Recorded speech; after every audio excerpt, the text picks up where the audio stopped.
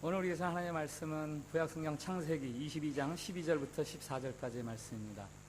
제가 가진 성경 구약성경 28페이지 창세기 22장 12절부터 14절까지의 말씀입니다.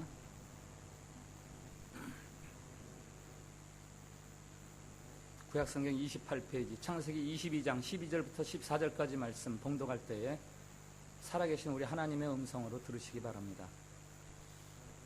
사자가 이르시되 그 아이에게 내 손을 대지 말라. 그 아이에게 아무 일도 하지 말라. 내가 내 아들 내 독자까지도 내게 아끼지 아니하였으니 내가 이제야 내가 하나님을 경외하는 줄을 아노라. 아브라함이 눈을 들어 살펴본즉 한 순양이 뒤에 있는데 뿔이 수프에 걸려 있는지라. 아브라함이 가서 그 순양을 가져다가 아들을 대신하여 번제를 드렸더라. 아브라함이 그 땅 이름을 여호와 이레라 하였으므로 오늘날까지 사람들이 이르기를 여호와의 산에서 준비되리라 하더라. 아멘. 샬롬. 샬롬. 우리 옆에 분들하고 밝은 얼굴로 축복하십시오. 하나님께서 우리를 사랑하십니다.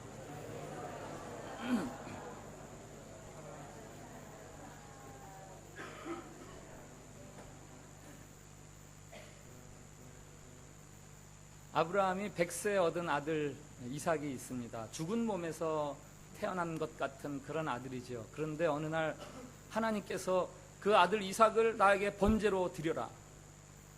아브라함이 믿음으로 순종하여서 그 아들을 하나님께 번제로 드리려고 하는데 하나님께서 천사를 통해서 그의 손을 막으시면서 이제 네가 나를 경외한 줄 알았다. 그러면서 옆에 따로 마련하신 순양을 통해서 제사를 드려라 해서 아브라함이 아들 대신에 순양으로 번제를 드리고 그 산 이름을 여호와 이레라, 하나님께서 준비해 주시는구나 라고 불렀다라는 본문 말씀입니다. 하나님께서는 아브라함에게 하늘의 별, 바다의 모래와 같은 자손들을 이삭을 통해서 허락해 주시리라 라는 약속을 다시금 들려주시죠. 창세기 22장, 오늘 읽은 이 창세기 22장은 아마도 성경 중에서 가장 아름답게 빛나는 장이 아닌가 싶습니다. 아브라함이 처음 창세기 11장 말미에 소개되어서 지금까지 오는 동안에 그 아브라함을 하나님께서 일방적으로 이끌어 주셨습니다. 고향 아버지 친척집을 떠날 때부터 또 전쟁을 벌이면서 전쟁에서 승리할 때 또 재산을 모으고 아들 이삭을 얻기까지 하나님이 지금까지 쭉 아브라함을 인도해 주셨어요. 이제 거기에 하나 더 하나님의 인도하심 플러스 아브라함이 하나님께 이제는 자기가 하나님을 경외함을 보여드리는 믿음의 고백과 믿음의 결단, 그게 이 창세기 20장에 딱 더해지면서 하늘과 땅 사이에 영혼의 축포와 같은 불꽃과 같은 그런 아름다운 장면이 펼쳐지는 거죠. 이삭을 제물로 바치라 라는 하나님의 명령, 이 명령을 두고 제가 아는 한 집사님이 무척 고민을 했어요. 이제 신앙생활 시작한 지가 얼마 안 됐는데 아무튼 집사 직분은 받으셨어요.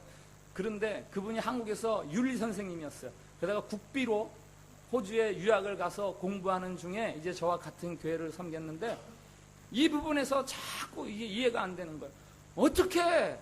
어떻게 하나님이 아들을 죽이라고 하느냐?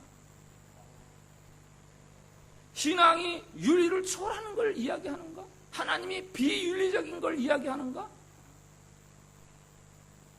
그분 말씀대로 이 사건이 정말 윤리를 초월하는 우리 신앙의 세계를 이야기하는 겁니까? 아니죠. 이 이야기의 강조점은 무엇입니까? 하나님이 그런 비윤리적이고 몰인정한 하나님이라는 그런 칭호를 얻는 그 위험성, 그것까지도 감수하시면서 오늘 성경이 우리에게 이 이야기를 남겨주는 이유는 도대체 무엇이냐 이거예요. 첫 번째는 우리가 신앙생활을 해가는 과정 속에서 하나님에게 시험당하는 순간이 있다.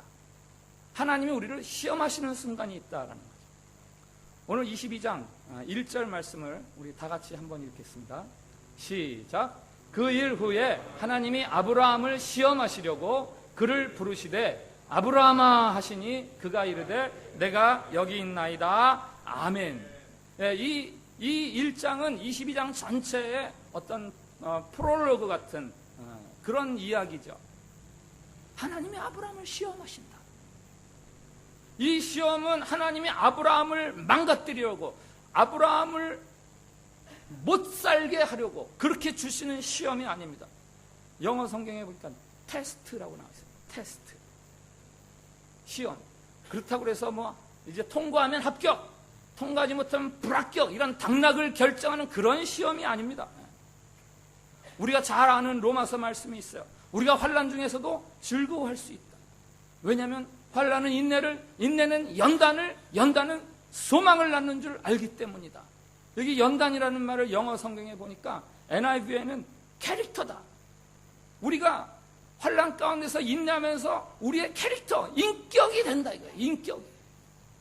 KJV 성경에는 experience로 나와 있어요.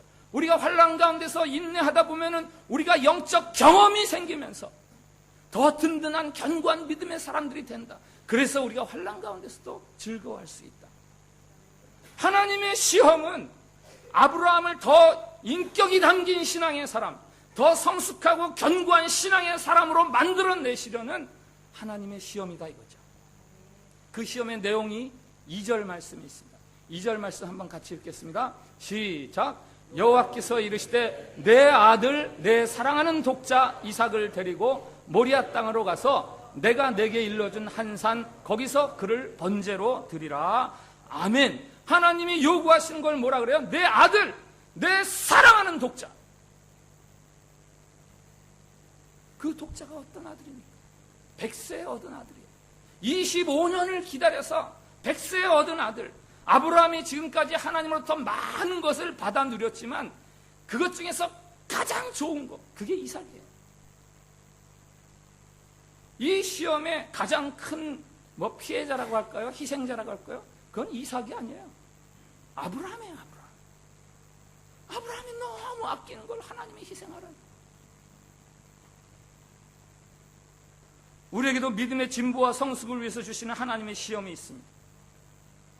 그것은 우리가 무슨 사자굴에 들어가고 풀무불에 들어가는 그런 환난과 고난과 시련을 통해서도 우리가 하나님을 배반하지 아니하고 끈질기게 믿음을 지켜가느냐, 이런 시험도 있겠으나 정반대로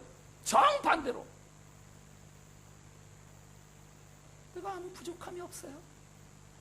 지금 살기 너무 편안해요. 모든 게 너무 나를 행복하게 해요. 바로 그 행복의 요체, 그거를 네가 나에게 내려놔라. 이런 시험을 우리에게 주시는 거죠. 우리가 하나님 사랑합니다 라고 말하는 이유가 하나님 때문이 아니라 하나님으로부터 오는 어떤 것들, 그것 때문에 하나님 사랑합니다 라고 하는 거 아닌지, 한번 네 손에 있는 그거 한번 내려놓고도 나를 사랑한다 할 수 있느냐, 이 시험인 거죠. 하나님의 손과 하나님의 얼굴을 상상하시면 될 것 같아요. 하나님의 손은 우리에게 뭔가를 베푸시고 우리를 보호해 주시고 우리를 이끌어 주시는 것이 하나님의 손. 하나님의 얼굴은 하나님의 존재 그 자체, 하나님의 하나님 되심 그 자체가 하나님의 얼굴. 우리가 하나님을 경배하고 하나님을 경외하고 하나님을 예배하고 찬송하고 높이는 이유가 하나님의 손 때문인가? 아니면 하나님의 그 하나님 되심 그것 때문인가? 그걸 한번 점검하라는 거예요. 그래서 오늘 아브라함에게 네가 사랑하는 것 그거 한번 바쳐봐라. 네가 좋아하는 것 그거 없이도 네가 나 사랑한다고 할 수 있어?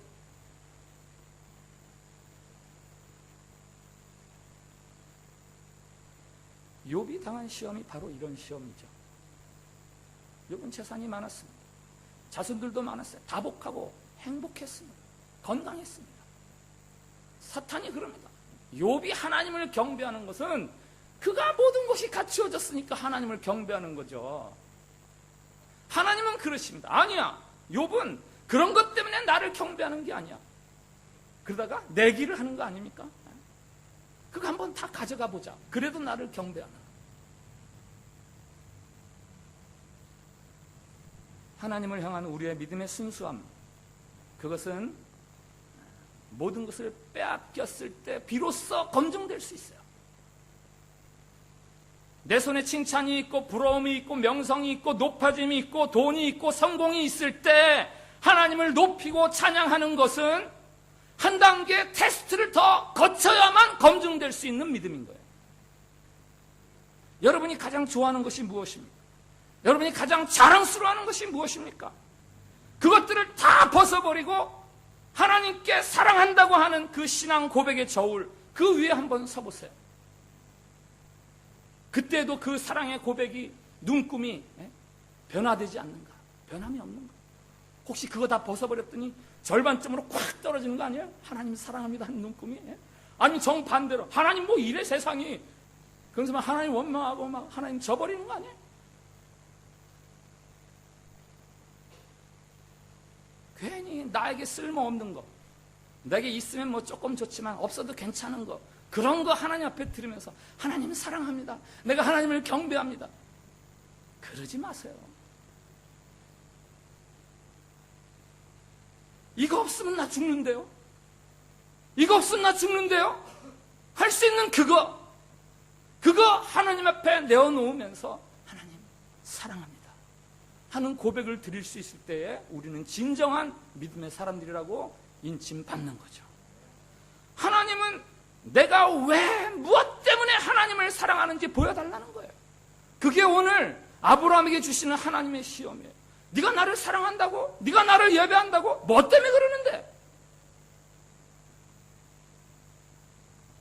한번 따라해 주시기 바랍니다. 우리를 시험하시는 하나님, 우리를 시험하시는 하나님, 이게 오늘 우리에게 주는 첫 번째 신앙적인 교훈이죠. 두 번째는 그 하나님의 시험 앞에서 믿음으로 반응하는 아브라함, 믿음으로 반응하는 아브라함. 아브라함은 하나님의 요구에 순종합니다. 이삭을 모리아산에 데리고 올라가서 그의 손을 묶고 그를 단 위에 올리고 그를 잡으려고 칼을 높이 들었습니다. 그런데 그 과정 속에 아무런 고민의 흔적이 없어요. 아들을 바치라 해서 바치는데 고민의 흔적이 없습니다. 이상하지 않습니까? 여러분, 창세기를 쭉 읽어보세요. 창세기 18장에 아브라함이 하나님 앞에서 고민하는 장면이 나와요. 내가 소돔과 고모라를 불러 멸하리라 하셨을 때 아브라함이 얼마나 하나님 앞에서 고뇌하는지 알아요? 하나님, 의인이 50명이 있으면 멸하시지 않으시는 거죠. 이게 아브라함의 고민 아니겠습니까? 45명은 어떻습니까? 40명은요? 30명, 20명, 아니 10명만 있으면 안 하실 거죠. 하나님 살려주세요. 의인 10명만 있어도 좀 살려주세요. 그런데 아들 이삭을 바치는 장면에서는 그런 고민이 없어요. 하나님, 이삭의 머리카락만 좀 잘라서 드리면 안 될까요? 아, 하나님, 팔만 좀 부러뜨리면 안 될까요? 뭐 이런 고민이 없어요. 어떻게 아버지로서 그럴 수 있는가? 성경에 두 가지 힌트가 있습니다. 22장 5절 말씀 한번 같이 읽어보겠습니다. 시작. 이에 아브라함이 종들에게 이르되 너희는 나귀와 함께 여기서 기다리라. 내가 아이와 함께 저기 가서 예배하고 우리가 너희에게로 돌아오리라 하고 아멘. 종들에게 이제 너희는 여기서 있어라. 내가 이삭하고 갔다가 우리가 돌아오리라. 나와 이삭이 돌아오리라. 아브라함이 이삭과 함께 돌아오리라고 생각하고 있습니다. 8절 말씀을 한번 보세요. 오늘 8절 말씀 이삭에게 하는 말입니다. 시작. 아브라함이 이르되 내 아들아 번제할 어린 양은 하나님이 자기를 위하여 친히 준비하시리라 하고 두 사람이 함께 나아가서 아니 뭐 나무도 있고 다 있는데 어떻게 재물이 없습니까? 그랬더니 아버지가 이삭에게 하나님이 준비하실 거야. 이 두 구절 5절과 8절을 근거로 해서 히브리서와 로마서에서 이 아브라함의 믿음에 대해서 이렇게 이야기합니다. 히브리서 11장에 아브라함은 시험을 받을 때에 믿음으로 이삭을 드렸으니 그가 하나님이 능히 이삭을 죽은 자 가운데서 다시 살리실 줄로 생각한지라. 로마서에서는요, 로마서 4장 그가 아브라함이 믿음 바 하나님은 죽은 자를 살리시며 없는 것을 있는 것으로 부르시는 이시니라. 이게 바로 아브라함의 믿음이었어요. 아브라함은 하나님이 이삭을 바치라고 하실 때에 그 이삭을 통해서 내 자손들이 하늘의 별처럼 바다의 모래처럼 많게 하시는 그 약속이 성취될 것에 대해서 확신했기 때문에 비록 이삭이 죽은 것 같은 몸일지라도 그를 통해서 이루어지실 그 뭇자손들을 바라보면서 이 아들을 주님 앞에 드리는 거죠. 하나님의 말씀 앞에 순종하는 거죠. 믿음 생활을 시작한 이후에 아브라함이 11장 말미에 등장해서 지금까지 믿음 생활을 쭉 해오는 과정 속에서 아브라함이 지금까지 테스트받은 믿음이 바로 이거예요. 바로 이거. 25년 이상의 시련, 두려움과 의심, 그리고 기다림과 지침, 그래서 마침내 나는 안 되는구나, 안 되는구나, 안 되는구나 하는 그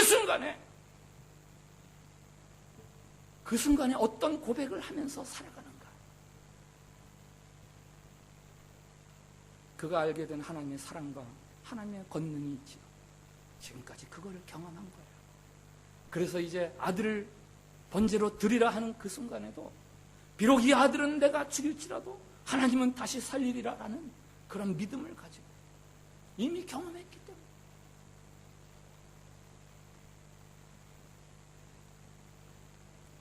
이렇게 순종하는 아브라함의 믿음의 특징 두 가지가 있어요.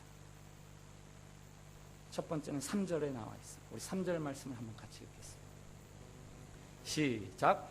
아브라함이 아침에 일찍이 일어나 나귀의 안장을 지우고 두 종과 그의 아들 이삭을 데리고 번제에 쓸 나무를 쪼개어가지고 떠나 하나님이 자기에게 일러주신 곳으로 가더니 아멘. 자, 아브라함이 제사를 드리러 번제를 드리러 가는데 아침에 일찍이 일어나. 아침에 일찍이 일어나. 여러분 무엇을 상상할 수 있습니까? 단호하고 머뭇거림이 없는 이야기 아닙니까? 하나님의 부르심 앞에 머뭇거리거나 주저하거나 등 돌리는 것이 아니라 단호하게 예스!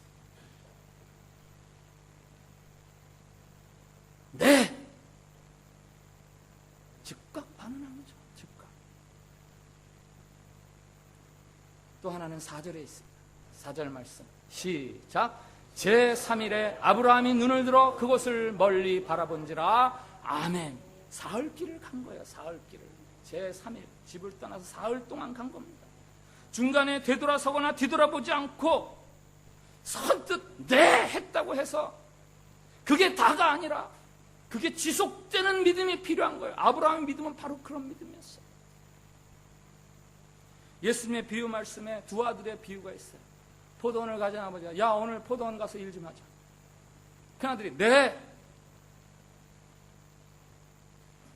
그런데 안 갔어요. 둘째 아들은 싫어요. 어제 밤늦게까지 게임하고 지금 너무 피곤한데. 근데 갔어요. 아버지에게 누가 좋은 아들인가? 작은 아들이 좋은 아들이다라고 말씀하시죠. 네 했지요. 감정과 기분과 충동에 의해서 그럼요. 지속이 안 돼.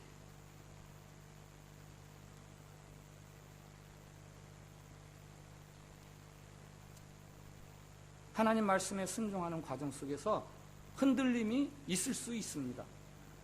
유혹이나 의심이 있을 수 없습니다.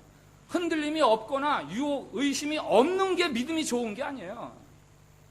그런 것들이 있음에도 불구하고 내 믿음의 결단을 흔들리지 않고 끝까지 나아가는 것, 이게 믿음이 좋은 거고 이게 아브라함의 믿음인 거죠.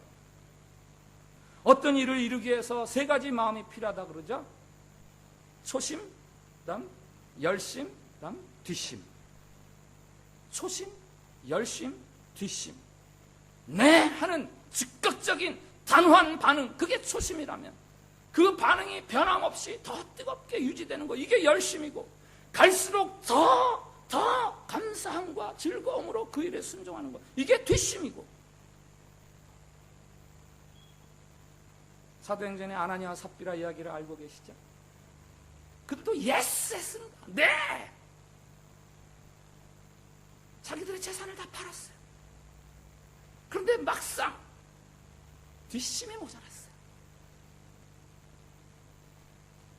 아까운 생각이 들기 시작하니까. 아까운 생각이 드는 거는 잘못이 아니에요. 아까운 생각을 극복하지 못하는 게, 그게 믿음이 모자라는 거죠. 혹시 아침샘을 큐티 하십니까? 교회 봉사, 선교, 셀 모임, 그 밖에 선한 삶에서의 선한 결심들, 이런 거 한두 번은 다 하죠. 여기서 아침샘을 큐티 안 한 사람 한 분도 없을 거예요. 중요한 건 지속적으로 할 수 있느냐. 아브라함의 믿음은 즉각적인 반응과 지속적으로 순종하는 믿음이었어요. 자, 이 같은 아브라함의 믿음의 반응 앞에서 하나님이 어떻게 해주시는가? 여호와 이레라 이거죠. 하나님께서 아브라함아, 아브라함아, 내 아들에게 손을 대지 마라. 그에게 무슨 일을 하지 마라. 그리고 하나님이 얘 대신 순양으로 대신 제사를 드려라. 아브라함은 죽은 것 같은 데서 이삭을 도로 받았습니다. 이거야말로 죽은 것 같은 데서 이삭을 도로 받은 거죠. 그리고 그가 하나님을 찬송하는 거예요. 여호와 이레. 하나님이 준비하시는 거군요. 하나님이 준비하시는 거군요. 아, 내가 믿음으로 순종하는 길에는 하나님의 예비하심이라는 게 있는 거구나. 여호와 이레라는 이레가 그 어원이요, 보다라는 그런 히브리 말이에요. 보다. 아, 하나님이 다 보고 계시군요. 하나님이 다 보고 계시고.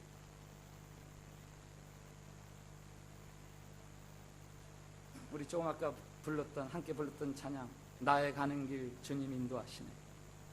그 찬양의 원래 제목을 혹시 알고 계신 분 계세요? God will make a way. God will make a way. 하나님이 길을 만드실 거야. Where there seems to be no way.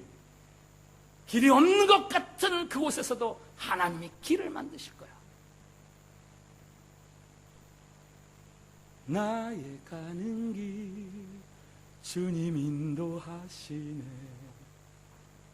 그는 보이지 않아도 날 위해 일하시네. 주 나의 인도자 항상 함께 하시네. 사랑과 힘 베푸시며 인도하시네.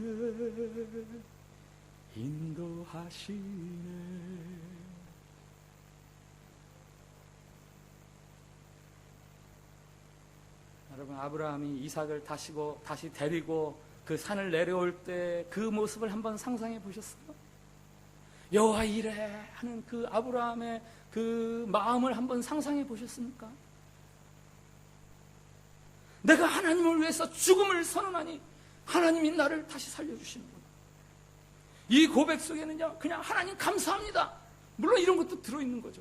이삭을 다시 내게 돌려주시니 감사합니다, 이런 고백도 들어있지만 거기 플러스 결단이 들어있는 거 아니겠어요?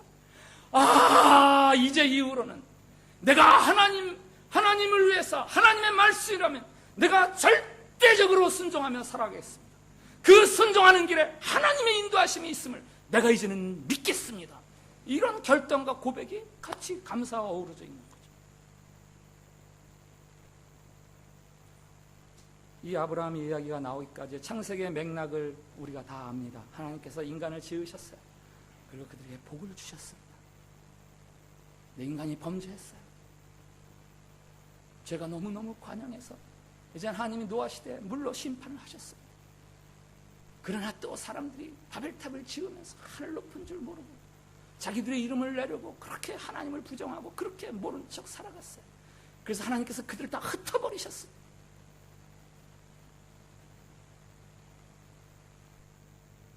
사람들은 이제는 하나님을 알지도 못하고 하나님을 부르지도 않습니다. 하나님의 필요한 줄도 모릅니다. 바로 그때 하나님께서 갈대아 우르에 살고 있는 아브라함을 택하셔서 불러내시는 거예요. 죄로 얼룩진 세상에 대한 하나님의 간섭, 죄로 망할 길로 달려가는 그 세상을 향한 하나님의 사랑의 간섭이 다시 시작되는 거죠. 절망적인 인간을 향한 하나님의 구체적인 사랑의 사건, 그게 바로 아브라함을 불러내시는 거예요. 우리는 성경에 등장하는 믿음의 위인들을 볼 때 그들이 어떤 빼어난 몇몇 점들로 인해서 하나님의 구원을 누리고 하나님의 복을 누린다, 이렇게 생각하곤 합니다. 아, 아브라함이, 모세가, 다윗이, 사도 바울이 이러저러해서 하나님이 그들에게 구원을 베풀고 그들에게 복을 주시고 구원과 복의 원인을 사람에게서부터 찾아냅니다. 그러면서 나도 저렇게 살아야지. 나도 저렇게 살아서 복을 받아내야지. 신앙을 위해서 열심을 내는 것은 정말 좋은 일입니다. 신앙을 게을리하는 것보다 열심을 내는 것은 훨씬 하나님이 기뻐하시는 일이에요. 그러나 성경은 우리가 애쓰고 분투해서 어떤 신앙적인 수준에 오르면 하나님이 구원해 주시고 하나님이 복을 주신다, 이렇게 이야기하지 않아요. 오직 하나님이 그의 자비와 사랑을 따라 그의 깊으신 경륜을 따라 우리를 구원과 우리를 복의 자리로 이끌어 가시는 거예요. 하나님이. 그래서 우리에게 요구하시는 것은 뭐냐? 그 하나님의 부르심과 초청에 우리가 인격을 담아서 우리가 반응하면서 살아가는 것, 그것만이 우리가 해야 돼요. 내가 이렇게 해서 복을 얻어내야지가 아니라 여호와 이래 하나님이 준비해 주신다. 오늘 말씀의 결론적인 문장이죠. 나를 보고 계시는 하나님, 나의 필요를 아시는 하나님, 그 모든 것을 다 준비해 주신 하나님, God will make a way. 인생의 길은 하나님이 만들어 주시는 거예요. 우리의 복은 우리의 행위나 노력에 의해서 만들어내는 것이 아니라 하늘에 의해 주어지는 것입니다. 그러니 우리는 두려워하거나 염려할 필요가 없고 그 하나님의 부르심, 하나님 앞에 인격적으로 반응하면서 믿는 자로 살아가는 것, 그것만이 우리가 믿음을 증명할 수 있는 거예요. 그래서 신앙생활은 모험이에요. 모험. 자로 딱 재고 무게를 딱 견주어서 충분하다, 순종할 만하다 해서 순종하는 것, 그거를 믿음이라고 이야기하지 않습니다. 객관적인 가능성을 보고 따라하는 것, 그것을 믿음이라고 하지 않고 나를 복주시려는 하나님의 성품, 그것에 대해서 절대적으로 순종하면서 하나님에게 인격으로 반응하는 것, 그거를 믿음이라고 이야기하는 거예요. 여러분에게 믿음이 있습니까? 여러분에게 믿음이 있습니까? 믿음 생활이나 우리가 무언가를 만들어내고 성취해야 하는 게 결코 아니, 그럼 부담이 믿음 생활이 아니에요. 교회에서 직분이 생기고 내가 헌금을 막 많이 내고 교회 봉사를 진이 빠지도록 하고 그래야 믿음이 있느냐? No! 그거 믿음 아니에요. 믿음의 일부일 수는 있습니다. 그 믿음의 핵심은 아니에요. 믿음이란 내 인생에 대한 하나님의 주권, 내 인생에 대한 사랑의 주권, 그것에 대해서 절대적으로 신뢰하는 거예요. 그리고 이제는 하나님의 부르심에 내가 인격적으로 내 삶의 처지가 어떠하다, 내 삶의 형편이 교회 봉사를 못하면 어떻습니까? 그것 때문에 믿음 약하다, 믿음 주는 들 필요가 없어요. 내 형편과 처지에 맞게 하나님에게 반응하면서 살아가는 거예요.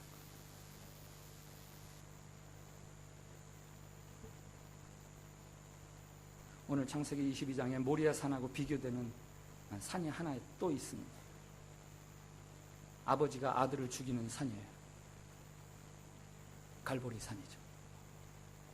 모리아 산에서는 아브라함이 이삭을 죽이려고 했습니다.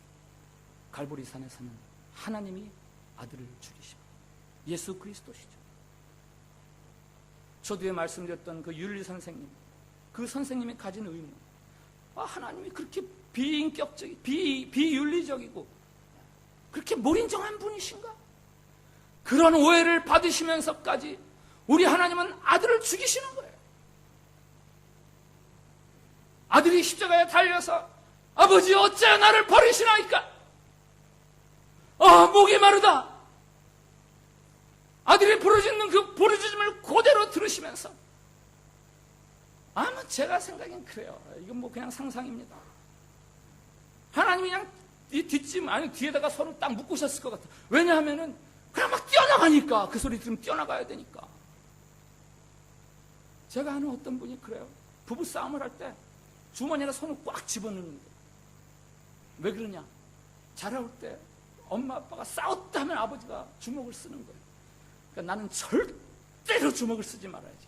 그래서 조금만 분위기가 이상하면 주머니를 써서 꽉 집어넣는 거예요. 나는 안 때릴 거야. 하나님이 지금 그러셨을 것 같아. 나는 안 살릴 거야. 살릴 수밖에 없어. 나는 안 살릴 거야. 이삭을 잡으려는 그 순간에 아브라함아, 아브라함아, 내 손을 이삭에게 대지 말아라.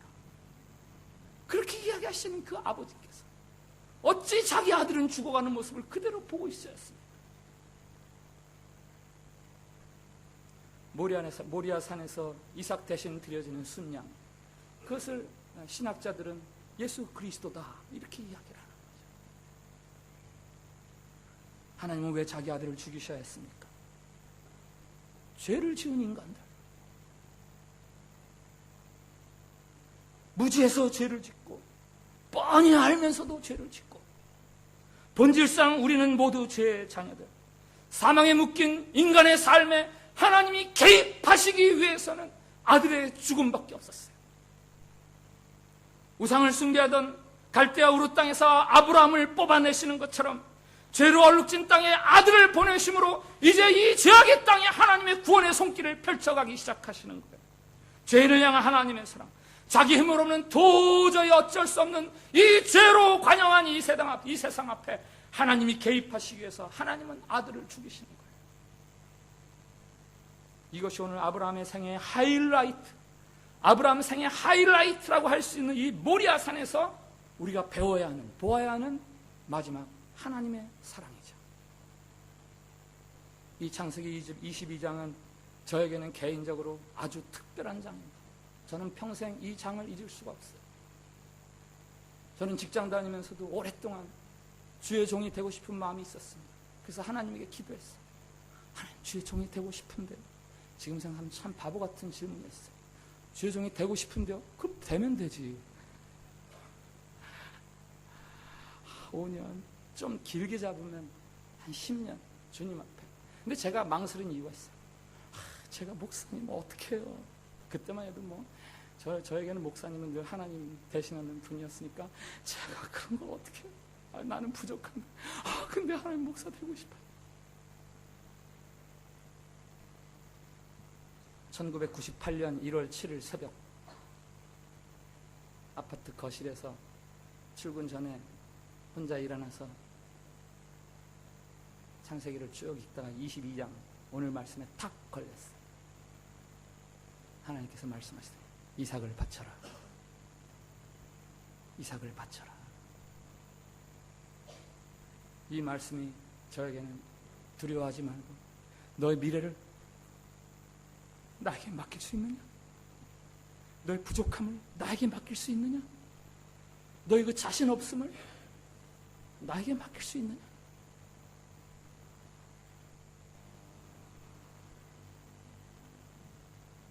여호와 이래, 하나님이 저를 위해 준비해 주실 거군요. 제가 주님에게 순종하기만 한다면 주님이 저의 앞길을 예비해 주실 거군요.